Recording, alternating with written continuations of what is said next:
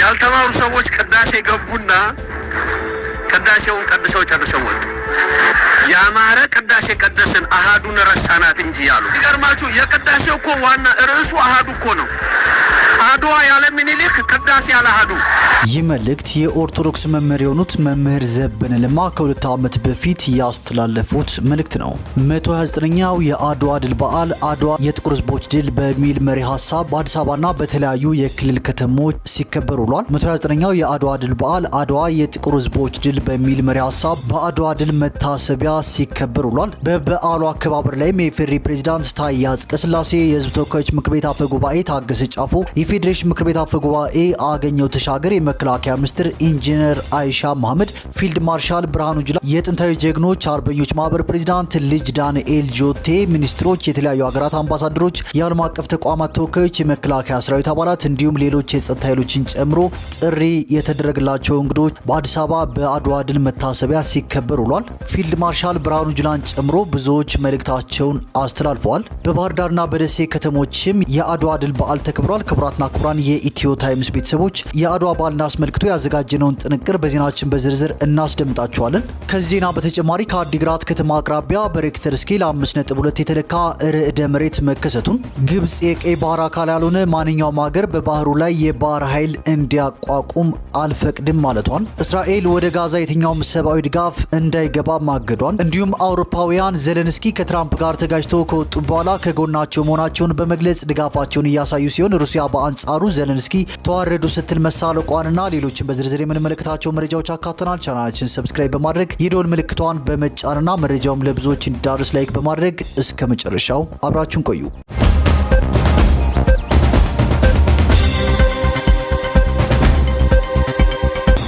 ወደ መጀመሪያው መረጃችን ስናልፍ 129ኛው የአድዋ ድል በዓል በአዲስ አበባ በአድዋ ድል መታሰቢያ ጨምሮ በተለያዩ ከተሞች ሲከበር ውሏል። በአድዋ ድል መታሰቢያ 129ኛው የአድዋ ድል በዓል አድዋ የጥቁር ሕዝቦች ድል በሚል መሪ ሀሳብ ነው ሲከበር የዋለው። በበዓሉ አከባበር ላይም የፌዴሪ ፕሬዝዳንት ታዬ አጽቀሥላሴ፣ የህዝብ ተወካዮች ምክር ቤት አፈ ጉባኤ ታገሰ ጫፎ፣ የፌዴሬሽን ምክር ቤት አፈ ጉባኤ አገኘሁ ተሻገር፣ የመከላከያ ሚኒስትር ኢንጂነር አይሻ መሐመድ፣ ፊልድ ማርሻል ብርሃኑ ጁላ፣ የጥንታዊ ጀግኖች አርበኞች ማህበር ፕሬዝዳንት ልጅ ዳንኤል ጆቴ፣ ሚኒስትሮች፣ የተለያዩ ሀገራት አምባሳደሮችና የዓለም አቀፍ ተቋማት ተወካዮች፣ የመከላከያ ሰራዊት አባላት እንዲሁም ሌሎች የጸጥታ ኃይሎችን ጨምሮ ጥሪ የተደረገላቸው እንግዶች ታድመዋል። የቀድሞ የአፍሪካ ህብረት ኮሚሽን ሊቀመንበር የሆኑት ሙሳ ፋኪ ማህማትም ከታደሙ ግለሰቦች መካከል አንዱ ናቸው። ሙሳ ፋኪ ማህማት አድዋ ጦርነትን ከማሸነፍ የሚሻገር ግዙፍ ትርጉም እንዳለውም ገልጸዋል። የቀድሞ ሊቀመንበሩ ድሉ ጦርነትን የማሸነፍ ታሪክ ብቻ ሳይሆን ለመላው ጥቁር ህዝቦች የይቻላል አስተሳሰብን ያሰረጸ ነው ብለዋል። የአድዋ ድል በአንድነትና በትብብር የአፍሪካን መጻኢ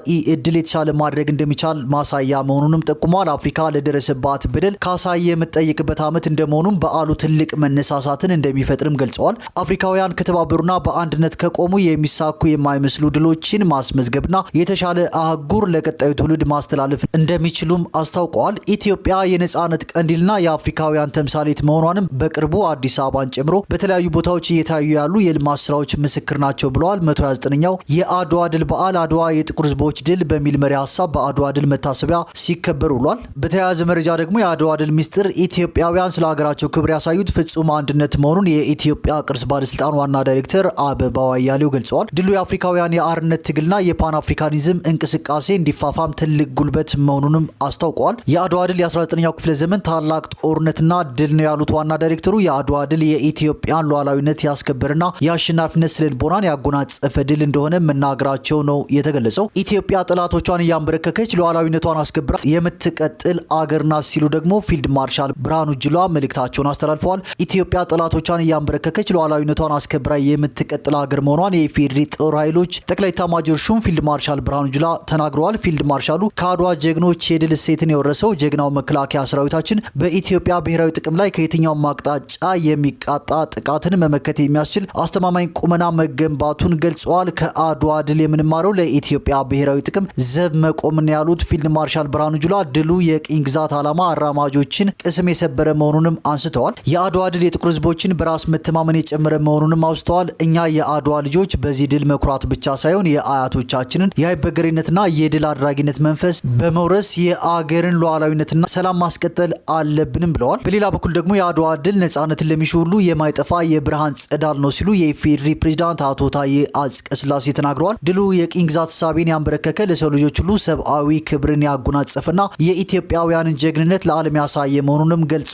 ለድሉ መገኘት መሰረት የሆነው የኢትዮጵያዊነት ሀሳብና ፍልስፍና በትውልዱ በጥልቀት ሊመረመር እንደሚገባም አስገንዝበዋል። አድዋ የኢትዮጵያ ሴት አርበኞችን ብርቱ ተሳትፎና የፖለቲካ ብልሃት የገለጠ ድል መሆኑንም ጠቁመዋል። የአድዋ ድል የአንድ ወቅት ብያኔ ሳይሆን ትናንትን የወሰነ ዛሬን የገለጠና ነገን የተለመ ጠንካራ አስተሳሳሪ ሰንሰለት እንደሆነም ገልጸዋል። በሌላ በኩል ደግሞ 129ኛው የአድዋ ድል በዓል በባህር ዳርና ደሴ ከተሞች ተከብሮ ውሏል። በዓሉ በባህር ዳር ከተማ በጊዮን አደባባይ በተለያዩ ትዕይንቶች መከበሩ ታውቋል። በተመሳሳይ የአድዋ ድል በዓል በደሴ ከተማ የተለያዩ የህብረተሰብ ክፍሎች በተገኙበት በፒያሳ አደባባይ ተከብሯል። የደሴ ከተማ ከንቲባ አቶ ሳሙኤል ሞላልኝ የአድዋ ድል ቁልፍ ምስጢር አገርን ከውስጣዊ ልዩነቶች አብልጦ ማየት መሆኑን ተናግረዋል። ከንቲባው ድሉ በቅኝ ግዛት ስር ለነበሩ አፍሪካውያን የነጻነት ብርሃን መፈንጠቁንም አመላክተዋል። ይህ በእንዲህ እንዳለ መምህር ዘበነ ለማ ከ2 ዓመት በፊት ያልተማሩ ሰዎች ቅዳሴ ገቡና ቅዳሴውን ቀድሰው ጨርሰው ወጡ። ከወጡ በኋላም የዛሬው ቅዳሴ በጣም ጥሩ ነበር፣ አሃዱን ረሳናት እንጂ አሉ። ነገር ግን የቅዳሴው ዋና ርዕሱ አሃዱ ነው፣ አድዋ ያለ ምኒልክ ቅዳሴ ያለ አሃዱን እንደማለት ነው በማለት የኦርቶዶክስ መምህር የሆኑት መምህር ዘበነ ለማ ከ2 ዓመት በፊት መልእክታቸውን አስተላልፈው እንደነበር አይዘነጋም።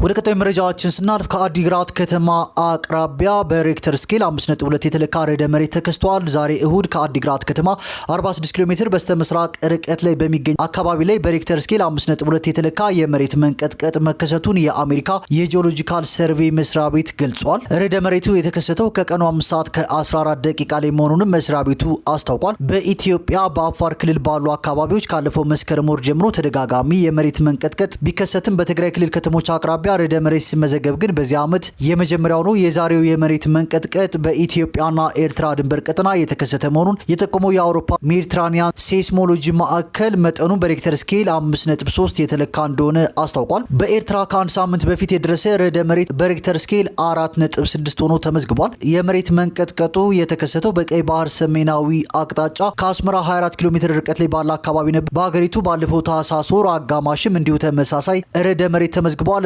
ሐምሌ 2015 ዓ.ም በኤርትራ ባህር ዳርቻ ዳህላክ ደሴት አካባቢ የተከሰተ የመሬት መንቀጥቀጥ በትግራይ ክልል የተለያዩ ከተሞች ተደጋጋሚ ንዝረቶች አስከትሎ እንደነበርም ይታወሳል። ንዝረቱን በሽሬ፣ አዲግራት፣ አድዋ፣ አክሱምና መቀሌ ከተማ ያሉ ነዋሪዎች መስማታቸውንም በወቅቱ ገልጸው ነበር። ወደ ቀጣዩ መረጃችን ስናልፍ ግብጽ የቀይ ባህር አካል ያልሆነ ማንኛውም ሀገር በባህሩ ላይ የባህር ኃይል እንዲያቋቁም አልፈቅድም ብላለች። ካይሮይን ያለችው በውጭ ጉዳይ ሚኒስትሩ የተመራ ልዑክ በኤርትራ ከፕሬዚዳንት ኢሳያስ ጋር ውይይት ካደረገ በኋላ ነው። በውይይቱ ሁለቱ ሀገራት የቀይ ባህርን ጨምሮ የጋራ በሚያደርጓቸው ቀጠናዊና በተለያዩ መስኮች የሁለትዮሽ ግንኙነቶችን ለማጠናከር ተስማምተዋል። የግብጽ የውጭ ጉዳይ ሚኒስትር የቀይ ባህር ደህንነት በተዋሳኝ ሀገራቱ ፍላጎት ላይ ብቻ የተመሰረተ ነው፣ ምንም አይነት ወታደራዊም ሆነ የባህር ኃይል በአካባቢው መገኘትን አንፈቅድም ብለዋል። አክሎም ወደብ አልባ ሀገራት በቀይ ባህር ዙሪያ የባህር ኃይል ማቋቋም የቀጠናውንና የባህሩን ደህንነት ለመጠበቅ የተደረሰውን ስምምነት ክፉኛ የሚጎዳ ነው ሲሉ ተደምጠዋል። የግብጽ የውጭ ጉዳይ ሚኒስቴር መግለጫ እንዳስታወቀው አብዳላቲ ከፕሬዚዳንት ኢሳያስ ጋር ባደረጉት ውይይት በአህጉራዊ የጋራ ጉዳዮች በተለይም በአፍሪካ ቀንድ አካባቢ ሰላምና ደህንነት መደገፍ በሚቻልበት ሁኔታ ላይ በሶማሊያ ሽብርተኝነትን ለመዋጋትና ሉዓላዊነቷን በሁሉም ግዛቶቿ ላይ ለማስረጽ የሚያስችል የሀሳብ ልውውጥ ተካሂዷል። ስብሰባው በሊቢያና በአፍሪካ ሳህል አካባቢ ስላለው ሁኔታ እንዲሁም በቀይ ባህር ውስጥ ያሉ ለውጦችና ማንኛውም የቀይ ባህር አካል ያልሆነ መንግስት በጸጥታና በአስተዳደር ውስጥ ተሳትፎን ውድቅ በማድረግ ላይ ትኩረቱን አድርጓል። በተጨማሪም በጥቅምት 2024 በኤርትራ ከተካሄደው የመጀመሪያው የመሪዎች ጉባኤ በኋላ ተመሳሳይ የሚኒስትሮች ስብሰባዎችን በሞቃዲሾና በአስመራ ለማካሄድና በቅርቡ ለሁለተኛው የፕሬዚዳንት ጉባኤ ለመዘጋጀት መምከራቸውን አብዳላቲ ጠቁመዋል። የኤርትራ የውጭ ጉዳይ ሚኒስትር ባወጣው መግለጫ በበኩሉ ትናንት ምሽት ፕሬዚዳንት ኢሳያስ አፈወርቂ በግብጽ የውጭ ጉዳይ ሚኒስትር ባድር አብደላቲ ከተመራ ልኡካን ጋር በቀጠናዊ ጉዳዮች ላይ ሰፊ ውይይቶች ማድረጋቸውን አስታውቋል። በሱዳን፣ ሶማሊያና በአጠቃላይ በአፍሪካ ቀንድ እንዲሁም በቀይ ባህር አካባቢዎች የሰላምና የደህንነት ፈተናዎች ላይ ትኩረቱን ያደረገ ውይይት መካሄዱንም መግለጫው አክሏል። ግብጽና ኤርትራ በሶማሊያ ጉዳይ ማንኛውንም የውጭ ጣልቃ ገብነት ውድቅ በማድረግ የሞቃዲሾን ሉዓላዊነትና የግዛት አንድነት እንደሚደግፉ በተደጋጋሚ ማስታወቃቸውም አይዘነጋም። ባለፈው ዓመት መጀመሪያ ላይ ኢትዮጵያ ከራስ ገዟ ሶማሊላንድ ለባህር ኃይልና ለንግድ የሚሆን 20 ኪሎ ሜትር የሚሸፍን የባህር ዳርቻ ለመከራየት የመግባቢያ ስምምነት መፈራረሟን ተከትሎ በአፍሪካ ቀንድ ከፍተኛ ውጥረት ነግሶ ቆይቷል። በጥር ወር በቱርክ አደራዳሪነት በአንካራ በሶማሊያና በኢትዮጵያ መሪዎች የተደረገውን ስምምነት ተከትሎ ሁለቱ ሀገራት ሙሉ ዲፕሎማሲያዊ ግንኙነታቸውን ወደ ነበረበት ለመመለስ ተስማምተዋል። ከዚህ ጊዜ በኋላ የጎረቤታሞቹ ሀገራት ከፍተኛ መሪዎች በሞቃዲሾና በአዲስ አበባ የተገናኙ ሲሆን ከሰሞኑም የኢፌዴሪ ጠቅላይ ሚኒስትር አብይ አህመድ በሞቃዲሾ ለመጀመሪያ ጊዜ ይፋዊ የስራ ጉብኝት ማድረጋቸውም ይታወሳል። ወደ ቀጣዩ መረጃችን ስናልፍ አውሮፓውያን ዜሌንስኪ ከትራምፕ ጋር ተጋጭተው ከወጡ በኋላ ከጎናቸው መሆናቸውን በመግለጽ ድጋፋቸውን እያሳዩ ሲሆን ሩሲያ በአንጻሩ ዜሌንስኪ ተዋረዱ ስትል ተሳልቃለች። ከትራምፕ ጋር የተጋጩት ዜሌንስኪ በዩናይትድ ኪንግደም ሞቅ ያለ አቀባበል እንደተደረገላቸውም ተገልጿል። በዋይት ሀውስ ከአሜሪካው ፕሬዚዳንት ትራምፕ ጋር የተጋጩት የዩክሬኑ ፕሬዚዳንት ዜሌንስኪ ለንግግር ለንደን ሲደርሱ የዩናይትድ ኪንግደም መሪ ኬር ስትተራመስ ደማቅ አቀባበል እንዳደረጉላቸው ሮይተርስ ዘግበዋል። ባለፈው አርብ ዕለት በዋይት ሀውስ ኦቫል ኦፊስ በተደረገው ስብሰባ ትራምፕ ሩሲያ በዩክሬን ልዩ ያለችውን ዘመቻ ከጀመረች ከ3 ዓመት በኋላ ለዩክሬን የሚያደርጉትን ስብሰባ አቋርጣሉ ሲሉ ዝተዋል። የፈረንሳዊ ፕሬዚዳንት ኢማኑኤል ማክሮን በትናንትናው ዕለት ከትራምፕና ዜሌንስኪ ጋር ያወሩ ሲሆን የአርብ ዕለቱን የዋይት ሀውስ ግጭት ተከትሎ በሰጡት ቃለ ምልልስ መረጋጋት እንዲፈጠር ጥሪ አድርገዋል። ዜሌንስኪ ወደ ለንደን ያቀኑት በዛሬው ዕለት በሚካሄደው የዩክሬን የሰላም እቅድ ላይ ለመሳተፍ ሲሆን ከእንግሊዝ ጠቅላይ ሚኒስትር ስትራመር ጋር ዳውኒንግ ስትሪት ቢሮ ንግግር ለማድረግ ሲደርሱ በርካቶች ተገኝቶ ድጋፋቸውን ገልጸውላቸዋል። ከመንገድ የሆነ ድምጽ እንደሰማ ተስፋ አድርጋለሁ። ያ አንተን ለመደገፍ የወጣ የዩኬ ህዝብ ድምጽ ነው። አንተን ለመደገፍ ፍጹም ቁርጠኞች ነን ሲሉ ስትራመር ለዜሌንስኪ ነግረዋቸዋል። እስከ መጨረሻው ከአንተና ከዩክሬን ጎን እንቆማለን ብለዋል ስትራመር። ከውይይቱም በኋላ ዩኬ ከዩክሬን ጋር የ2.26 ቢሊዮን ዶላር ብድር ስምምነትም ተፈራርማለች። ፕሬዚዳንት ዜሌንስኪ ከጠቅላይ ሚኒስትር ስትራመር ጋር የዩክሬንን አቋም በማጠናከርና በአስተማማኝ የደህንነት ዋስትና ጉዳይ ጠቃሚና ሞቅ ያለ ንግግር ማድረጋቸውን ተናግረዋል። ዜሌንስኪ ወደ ዋይት ሀውስ ያቀኑት የብርቅዬ ማዕድናት ውል ላይ ለመፈራረም የነበረ ሲሆን ሁለቱ መሪዎች መጋጨታቸውን ተከትሎ ሳይሳካ ቀርቷል። ጦርነቱን ለማስቆም ጥረት እያደረጉ ያሉት ትራምፕ ከሩሲያ ጋር ንግግር መጀመራቸው አውሮፓውያንንና ዩክሬንን ስጋት ውስጥ ከቷቸዋል። ዩክሬን የደህንነት ዋስትና የማይሰጣት ከሆነ ከአሜሪካ ጋር የማዕድን ስምምነት እንደማታደርግም ስትገልጽ ቆይታለች። የኔቶ ኃላፊ ማርክ ሩቴ አሜሪካ ለዩክሬን ያደረገችውንና እያደረገች ያለውን ድጋፍ በማስታወስ ፕሬዚዳንት ዜሌንስኪ ከትራምፕ ጋር ያላቸውን ግንኙነት እንዲያስተካክሉ እንደተነገራቸውም ገልጸዋል። አውሮፓውያን ዜሌንስኪ በዋይት ሀውስ ከትራምፕ ጋር ተጋጭተው ከወጡ በኋላ ከጎናቸው መሆናቸውን በመግለጽ ድጋፋቸውን እያሳዩ ሲሆን ሩሲያ በአንጻሩ ዜሌንስኪ ተዋረዱ ስትልም ተሳልቃለች። ወደ ቀጣዩ መረጃዎችን ስናልፍ እስራኤል ወደ ጋዛ የትኛውም ሰብአዊ ድጋፍ እንዳይገባ አግዳለች። የጠቅላይ ሚኒስትር ቤንያሚን ኔታንያሁ ቢሮ ከጥቂት ሰዓት በፊት ባወጣው መግለጫ ሐማስ ትናንት እኩለ ሌሊት ላይ የተጠናቀቀውን የመጀመሪያ ምዕራፍ ተኩስ አቁም ለማራዘም ፈቃደኛ ባለመሆኑ ከዛሬ ጀምሮ ወደ ጋዛ ሰብአዊ ድጋፍ አይገባም ብሏል። እስራኤል በፕሬዚዳንት ዶናልድ ትራምፕ የመካከለኛው ምስራቅ ልዩ መልእክተኛ ስቲቭ ዊትኮፍ የቀረበውን የተኩስ አቁም ማራዘሚያ ምክረ ሀሳብ ተቀብላ ስምምነቱ በጊዜያዊነት ለ42 ቀናት እንዲራዘም መስማማቷን መግለጿ ይታወሳል። የፍልስጤሙ ሐማስ ቃል አቀባይ ግን የተኩስ አቁም ማራዘሚያው ተራ ማወናበጃ ነው ያሉ ሲሆን አደራዳሪዎቹ እስራኤል ወደ ጋዛ ሰብአዊ ድጋፍ እንዳይገባ ያሳለፈችውን ውሳኔ እንድትቀለብስ ጫና እንዲያደርጉ ጠይቀዋል። ሐማስ አስቀድሞ ሁለተኛው ምዕራፍ ተኩስ አቁም ስምምነት እንዲደረስ ድርድር መጀመር አለበት እንጂ ተኩስ አቁምን በ42 ቀናት ማራዘም ተቀባይነት የለውም ማለቱንም ቢቢሲ በዘገባው አስታውሷል። በአሜሪካ ግብጽና ኳታር አደራዳሪነት በጥር 19 ቀን 2025 ዓ.ም የተደረሰው ስምምነት 3 ምዕራፎች ያሉት ሲሆን እስራኤል በሁለተኛው ምዕራፍ ከጋዛ ወታደሮቿን ሙሉ በሙሉ እንድታስወጣ የሚያስችል ስምምነት የመጀመሪያው ምዕራፍ ከመጠናቀቁ በፊት መደረስ እንዳለበት ያመላክታል።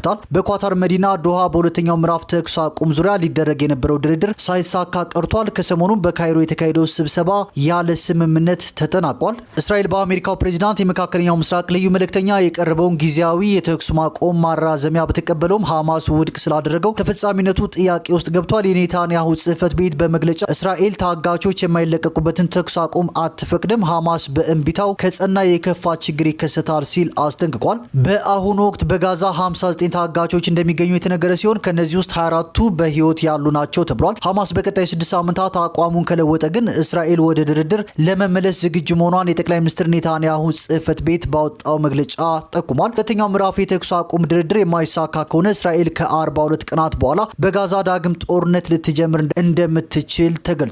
ከ48000 በላይ ፍልስጤማውያንን ህይወት የቀጠፈው ጦርነት ከ2 ሚሊዮን በላይ ፍልስጤማውያን የዕለት ደራሽ ድጋፍ ጠባቂ አድርጓል። በመጀመሪያው ምዕራፍ የተኩስ አቁም በየዕለቱ 600 እርዳታ የጫኑ ተሽከርካሪዎች ወደ ጋዛ እንዲገቡ ቢደረግም ከፍላጎቱ አንጻር አነስተኛ መሆኑን ዓለም አቀፍ የረድኤት ተቋማት ሲገልጹ ቆይተዋል። ሐማስና እስራኤል ከተኩስ አቁም ሰጣ ገባቸው ቀጥሎ እስራኤል ወደ ጋዛ እርዳታ እንዳይገባ ካገደች የፍልስጤማውያን ሰብአዊ ቀውስ አሳሳቢ ደረጃ ይደርሳል የሚል ስጋትም ተፈጥሯል።